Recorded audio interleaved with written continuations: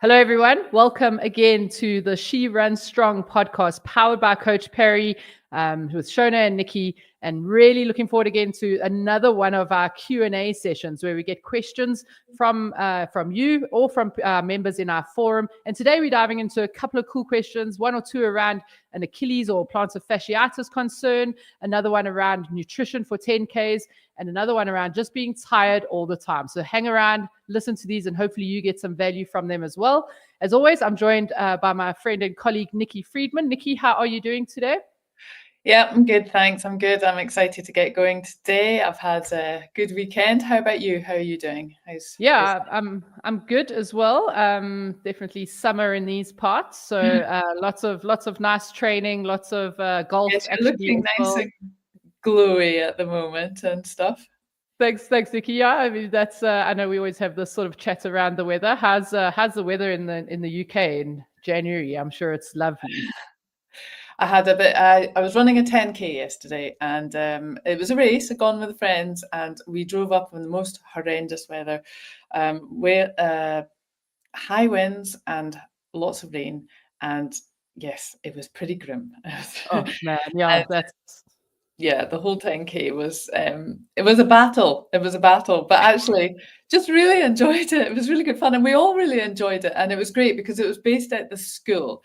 So we had a school hall, we all dropped our kit, then we could shoot out to the start line, run around the 10K, then back to the school hall for nice cups of tea, sandwiches, and it's just one of those kind of lovely local races. So it was great nice. fun, but the weather, it was a full change of clothes afterwards. One of Okay. those full change of Gosh. clothes and stuff compared to Well, sunny climates and stuff. yeah, exactly. Yeah, nice sunny climate, lots of golf, lots of running. I mean, I've got Two Oceans Oh Ultra yes, as my main goal. how's that So going? really good. Yeah, I've got a marathon coming up, which I need to train for and qualify for Two Oceans. So yeah, looking good. But yes, training in the heat does mean then very early Saturday and Sunday morning. So we out by like 5:30, and then for our long runs, because you want to be done by like 8 or 9. But yes, let's not talk about the weather too much. We'll always have this debate backwards and forwards between the UK and South Africa, without a doubt. But let's Yes. dive straight into our first question. It actually comes from someone in the UK. It comes from Claire. She's based in Leeds,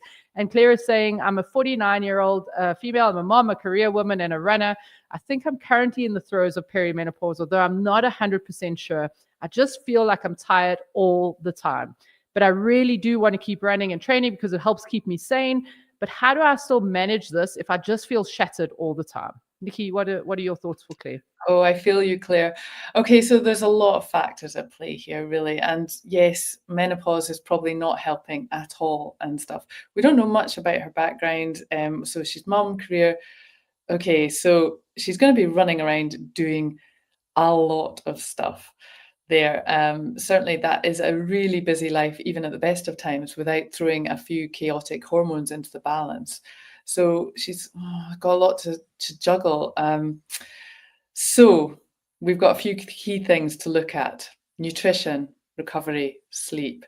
So start perhaps with her nutrition and maybe start to look at how she's eating, when she's eating, if it's quite structured across the week. Well, not structured, but if a lot of the time when you're really busy, you grab things and go, you don't Mm. have breakfast, you don't have lunch, you just have tea, or you eat the kids' food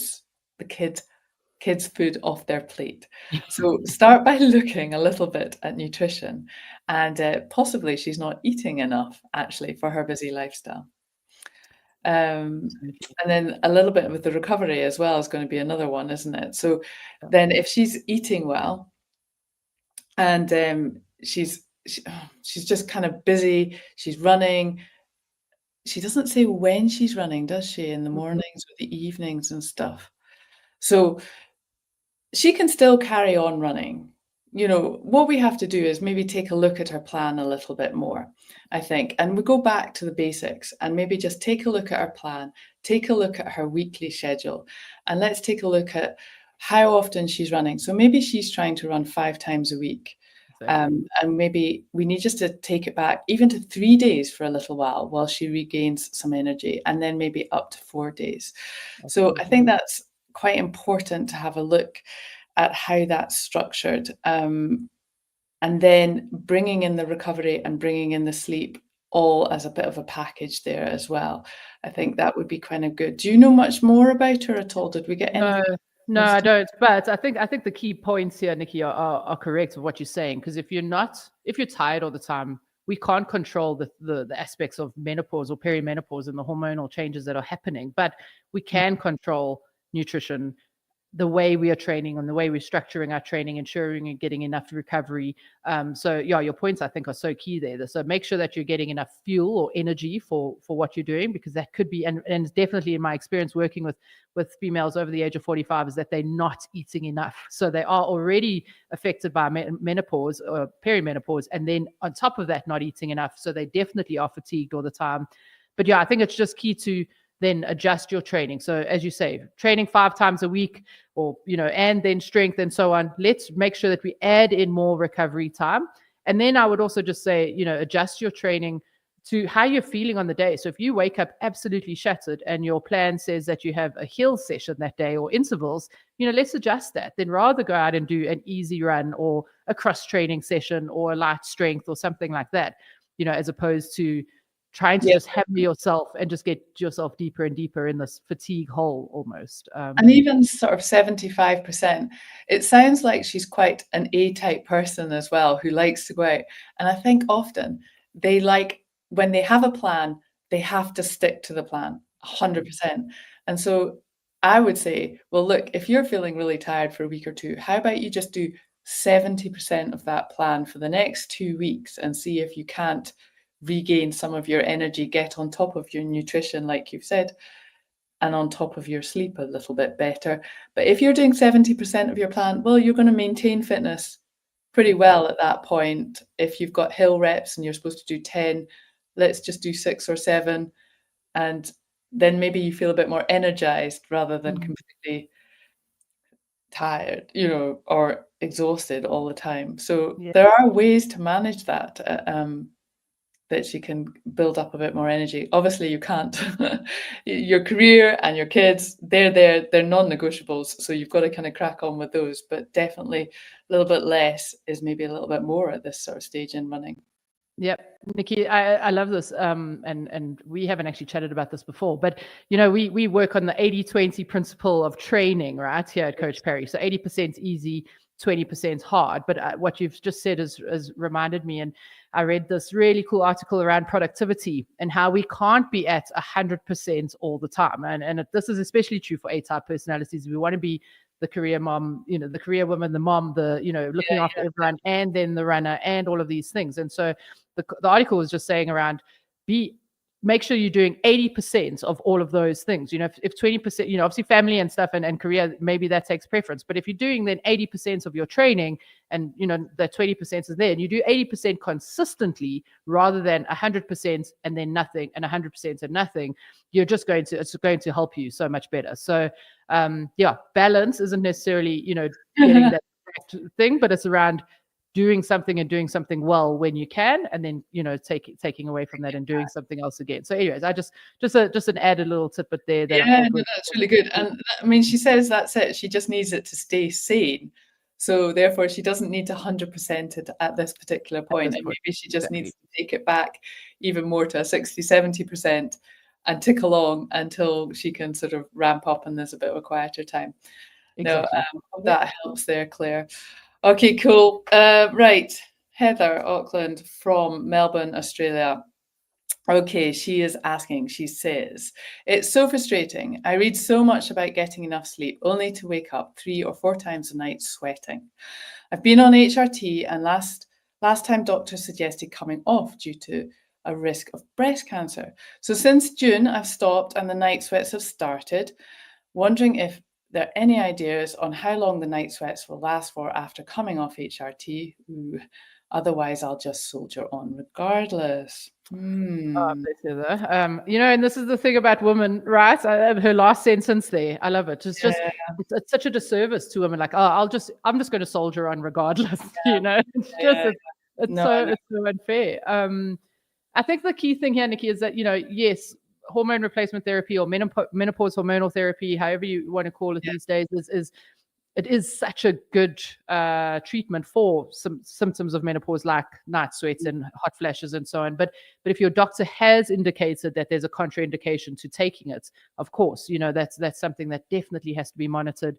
I would just, not to question the physician at all, because we must be led by our physicians, but I would just question it in terms of, are they saying that you shouldn't be on HRT because everyone has a risk of breast cancer, or are you specifically at risk of breast cancer? Because there is obviously this old myth of, HRTs being really bad and causing breast cancer. And so just have that conversation with your physician. But if you do have a genetic disposition towards breast cancer and there is family history of such, then of course, yes, we need to be led by the physician in regards to that. But yeah, I think, Nikki, I mean, just from my side, from what I've read, there is some aspects of some supplements that can maybe help. I know you and I have spoken about magnesium before on this podcast.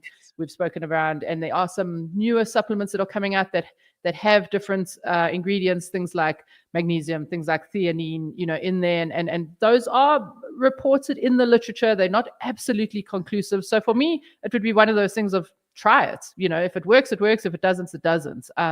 It's not going to do you any harm necessarily, much like other supplements. So yeah, for you, Nikki, what are some other aspects that you maybe yourself have experienced, or with some of your athletes? What do you recommend?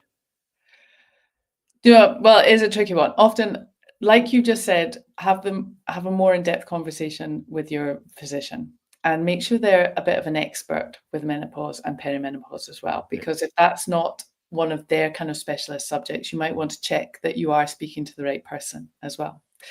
I think, as you're talking about there, the supplements are good. I certainly tried a few of those. I never find them overly useful for me, but other people really swore by them. So, how that works is good. Sleep hygiene, we've often talked about before. So for me, I would quite often I was quite good at getting my sleep hygiene and keeping away from the screens and just trying to do a little bit of light stretching, and mobility before I went to sleep, so that I was rested or relaxed going into sleep. I do struggle with my sort of thermal regulating, I would say. I didn't used to wake up in hot sweats, but I would be really hot. And I found my husband was really hot. So I actually found when I went and slept in the spare bedroom, I had a much better night's sleep. Now, that's not maybe a practical solution for a lot of people, but I think when you're overheating a lot in this phase, that is a solution that you could maybe look at, and just going into your own lovely, cool room without another body in the bed with you that's going to radiate a little bit of heat. Like a giant water bottle next to you. Well, my husband, honestly, he is a mini radiator. It's unbelievable how hot he is. And sometimes on the cold nights in Scotland, that is really good. Yeah, But very helpful. and I think there was a certain phase that I was so hot all the time. I was just, I can't do that. He doesn't notice that he's radiating this heat. He just sleeps really soundly anyway. But yeah, so that's always something. If it's really, really getting to Heather and she really just wants a week of sleep, then maybe set up the spare bedroom or the kids' bedroom or whatever, and yeah, maybe she could try something like that. It's a hard one because you don't want to sleep separately from your partner if you're, but sometimes sleep is also really, really important. So yeah. I don't think I really realized until I had been training, and in fact, I'd been running quite a bit, and my husband had been working in Chicago for the month, and he came home, and then of course we were just sleeping together, and I suddenly realized just how much better I had felt for the month that he'd been away. And then he was home, and I was like, gosh. And my training had improved so much. It improved, exactly. It really, really had. I suddenly started a load of PBs at this particular point. So it's sleep is really important. So I think any which way that you can get a good night's sleep has got to be a good thing. But yeah. I can just imagine what that is like. I mean, I'm been single for a very long time, and I'm recently new into a relationship, and and I'm not going through menopause. So I can just imagine when thermoregulation is off And then Yes. again, you have a new person next to you and just radiating this heat. And I mean, it's scientifically proven that men thermoregulate a lot higher than us. They don't feel the cold as much as we do.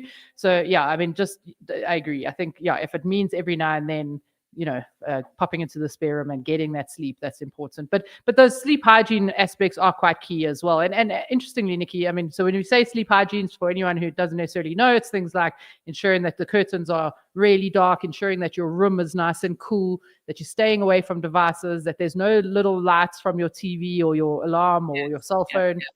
I say alarm clock. I don't know who still has an alarm clock, but all our cell phones do.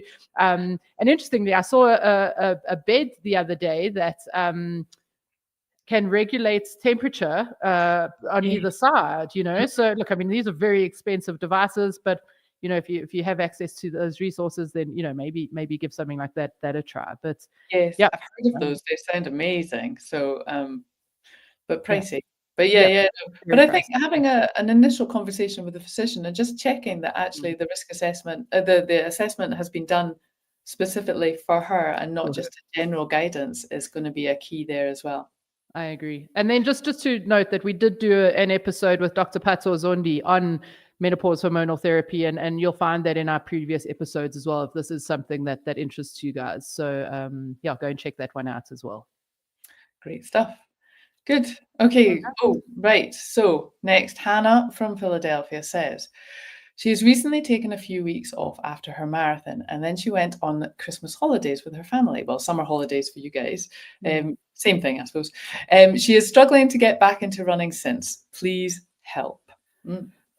If you want to recover from sessions faster, not feel tired all the time, run pain and injury free, and improve your endurance, then be sure to join me in my upcoming training specifically for female runners over the age of 45. In it, I'll share with you my simple 5-step framework that will transform your running. Simply scan the QR code on screen now or click on the link in the description to save your seats in the training now. We look forward to seeing you there.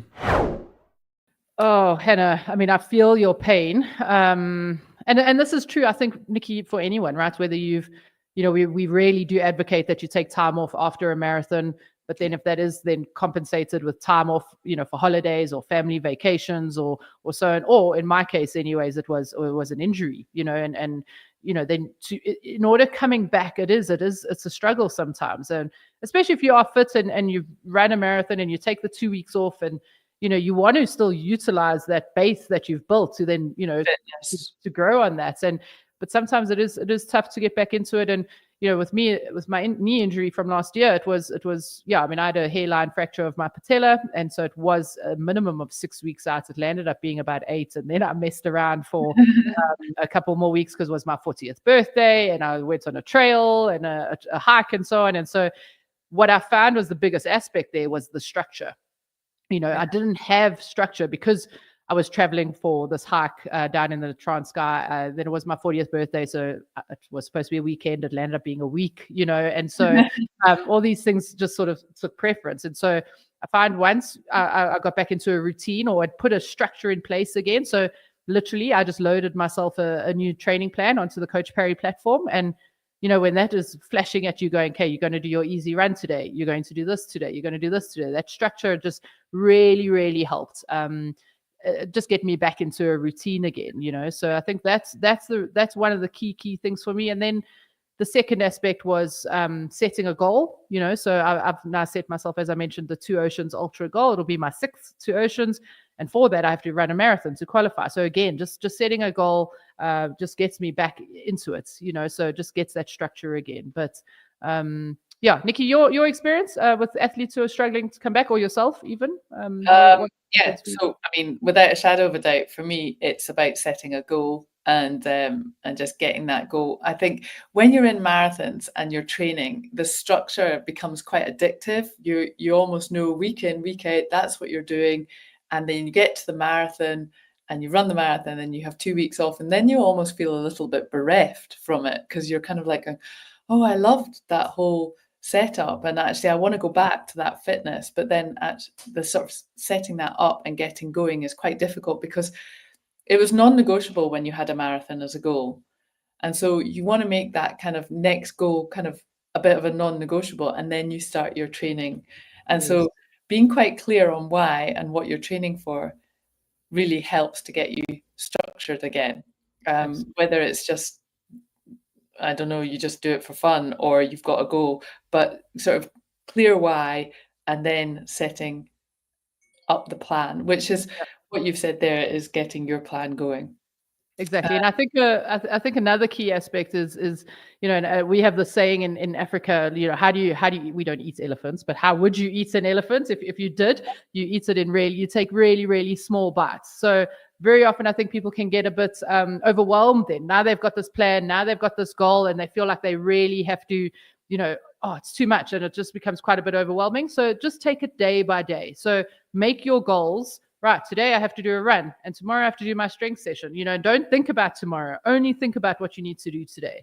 And that actually helps to make it a lot less overwhelming as well. So now you've got the structure, so it's going to help keep your routine in place. But now you're just taking little small bites every day. Don't think about what you need to do next month. If I have to think about running a marathon in a month or two, I don't want to think about that. I just think about what I have to do now. You know, I think that helps a lot as well. And jump in slow, I guess, because a lot of people do tend to jump in almost back like in the middle of a marathon plan. You're like, hang on, you could just do little runs every day and just set the routine and stuff. Yeah, there's no rush, but yeah.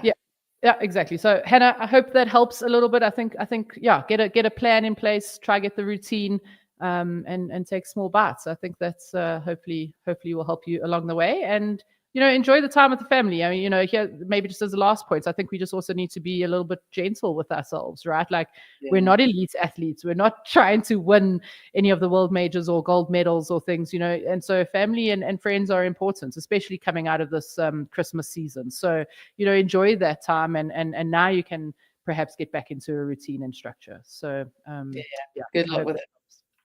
Thank you, Hannah. Cool. The next question is from one of our members who's in our forum, Jackie Key. She's from Nottingham in the UK. And Jackie says she's going for a 10K, she's aiming for a PB in her 10K race this weekend.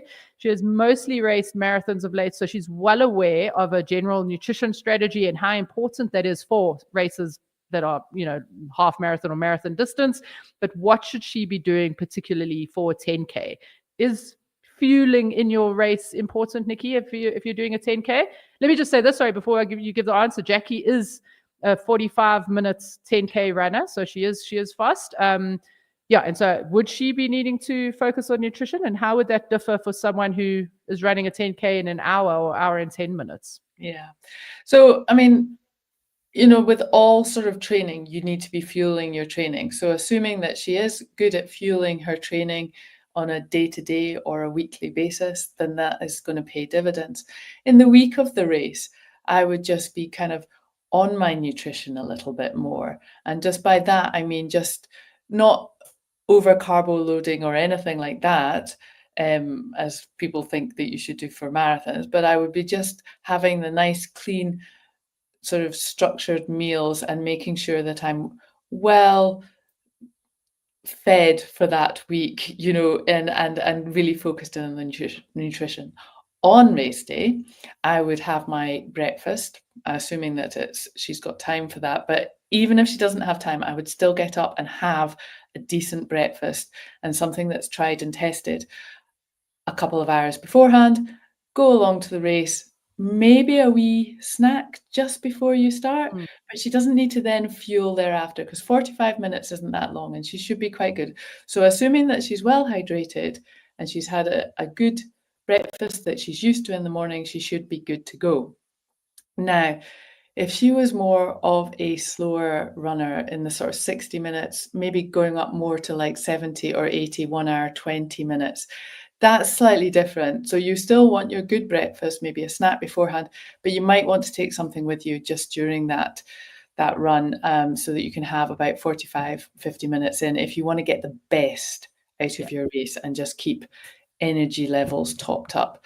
So that's what I would be looking for her. And then, of course, as soon as you finish, you want to hydrate and have a good refuel. breakfast afterwards. That's certainly what we did after our 10K yesterday when we went and had a nice 10K. And that's half of the fun of a 10K is going Yeah. and having some good snacks afterwards. But really nothing much changes, but just keeping it nice and clean and making sure you've got a good amount just to keep those energy levels topped up. You got anything to add to that, do you think? I was just going to add, Nikki, that, and I know it's different to a 10K, but in I've done this before, almost in like a long run, where if it's a 3-hour run, let's say, and in the get to 2 hours 30 or 2 hours 15, and I'm like, oh, I'm not going to got another like 45 minutes. I don't need to refuel. But if we're refueling every 30 minutes, and why not make that last 30 minutes a strong 30 minutes, even in an easy run, or a long run? Just giving your body that energy it needs, because otherwise you're just depleting, a little bit more than you would have. So I can see how in a 10K, if someone's even racing a 10K and they, a 70 minutes or 65-minute 10K runner, that breakfast is going to, as you say, sustain you for the first 45 minutes. Still another 20 minutes that you want to be sustained, and especially in a race environment. If you're trying to go hard, just make sure that you're taking something in small for those last 30 minutes. I just think it's absolutely key. Fueling well around before and after. Definitely. Oh, good. Well, good luck, Jackie, and let us know how that goes. Hopefully it's PB, and you can have a celebratory breakfast as you're refueling. Yeah. All right. Last one. Pamela from Wisconsin. Hi, team. As you know, I am still currently struggling with my heel pain. I'm not sure if it's plantar fasciitis. I can never say that properly. Plantar fasciitis. Let's call it PF, or the Achilles. But it is sore in the morning and sometimes after running, and I'm not sure during my runs. I don't think I'm not sore during my runs. Right. Okay. Any advice? Like, this is your subject, Shona. Okay. So. Yeah, I mean, so there's a lot as well, but I do know that this is quite a common injury or pain that people are feeling, and it often with heel pain, and it comes out in the heel, and it happens first thing in the morning, right? Like you really feel like you have worn high heels the whole night by the time you get up in the morning. And so I think the first thing is that it is quite key that we get an actual diagnosis. Okay, so if it is the Achilles, like an Achilles tendinopathy, or if it is plantar fasciitis, because we would treat those slightly differently. It would also just help to then we know how to manage your return to running. If we know what the injury is, we can really deal with that. But I mean, I have spoken to Pamela before in the forum, and so we do have a little bit of history with her. And so she is still running, but she does just have this pain in the mornings and outside of her runs, after her runs. So, there's other aspects here that we can look at. Obviously, your shoes play a role in this, making sure that your shoes aren't too old, that they haven't got too much mileage in them. Of course, we are going to advocate strength training here as well. But one of the things, Nikki, that people don't think about is what I call, or what we at Coach Parry call, foot core. So training your feet, right? And then if I can just quickly explain what I mean by this is that essentially in your feet, you have these small intrinsic muscles at the bottom of your feet, right? That are really there to help stabilize. And the problem is with smaller muscle groups is if we don't work them, they turn off, they become lazy, they just don't work anymore. And the bigger muscle groups and the other tendons and ligaments around the joints have to work really hard. And so if we're not working these foot intrinsics, the Achilles takes strain, the plantar fascia takes strain, your tibialis posterior, all the little muscles in and around the foot really have to work very hard to then stabilize your foot every time you land and every time you take off. And so one of the things I have suggested to Pamela to do is to start adding in some of these foot core exercises. And they can be simple things like rolling out a towel and then trying to call them like little bicep curls for your toes, trying to squeeze that towel in, but keeping the foot nice and controlled, using all of the toes. Try to do this now while you're listening to this podcast. Take your shoes and socks off. Try and lift your big toe, keeping the other 4 toes flat on the ground, and then see if you can do that. And I bet you probably can't. And so cheat a little bit, hold those 4 toes down. We're just really trying to make sure that all of the muscles under the foot get innervated with nerves quite well. And so, there's a couple of key exercises that we can do to help with those, particularly the Achilles and the plantar fasciitis. If you are struggling with plantar fasciitis, and this isn't necessarily for Pamela, but for anyone else who's listening, it's a nice idea. Take a water bottle, pop it into the freezer, and obviously that becomes frozen. And when you get back from your runs, you can roll your plantar fascia with that ice, and it just helps with a bit of that inflammation, which is really, really good. And then as a strength exercise, when you're not in pain, is to take your sweat towel or something and push up this water bottle as an example up against the wall, and you're going to then do a calf raise with your toes pushed up against that bottle or towel, and you're going to then do a calf raise or a toe or a heel raise with your toes pointed up, and you'll feel that plantar fascia stretch at the bottom. And then the last nice exercise that I like, and this one's really good for Achilles, is take a ball and squeeze it between your heels and do a calf raise in that movement. So pushing up onto your toes, but squeezing that ball between your heel. That just helps with some of the smaller muscle groups, so your tibialis posterior and so on, and takes a bit of the pressure off that Achilles. So, sorry, that was a lot of information in a small amount of time. Quite a lot of information and sorry, a lot of kind of exercises there. So if folks do those, I mean, that sounds like something we should generally be doing anyway and stuff. So if we were putting that into a plan, what sort of Yep. So Nikki, you spot on. So obviously this is directly at Pamela, and of course I'd like her to have these rehab exercises from a physio or a PT, but everyone else should be doing these as prehab, so not rehab, not afterwards. So we're doing this to prevent these injuries from happening. So I would say 2 to 3 times a week, doing these exercises. I do them before my strength classes anyways. And if you're in the Coach Parry strength classes, you'll see we do them there as well. But 2 to 3 times a week, I would say, 10 to 15 repetitions, and maybe 1 to 3 times. So if you're new, start with one set, and you can build up to 3 sets. But between 8 to 15 repetitions for those. I mean, there's lots of other exercises that we can do, but for those, I think they're a good starting point as well. There are definitely the kind of muscles we neglect, though, aren't they? I mean, you always feel like, don't really need to do that. And it's a sort of interesting one because we have such nice trainers nowadays. Kind of, you wonder why we should need to do all these exercises in some ways.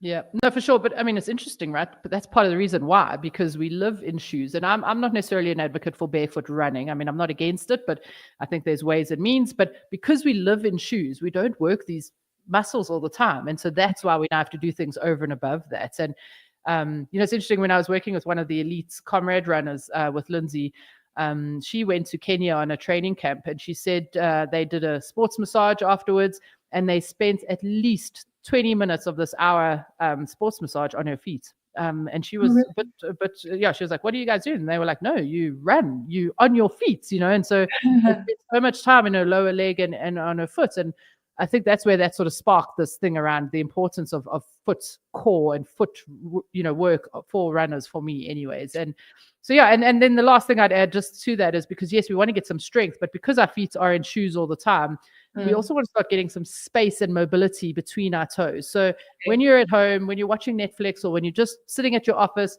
I take my sock and I thread it in between my toes, much like when you're going for a pedicure, just to try and get some space in your toes, just to get a little bit more mobility at the bottom of your feet as well. So because we want to get mobility and then build strength. Otherwise, we just crunching everything up. So just an added thing. Another thing yet to think about is our feet, as well as our strength in running. But it really will help. And sorry, I say last point, but there is obviously a risk of falling as we get older as well.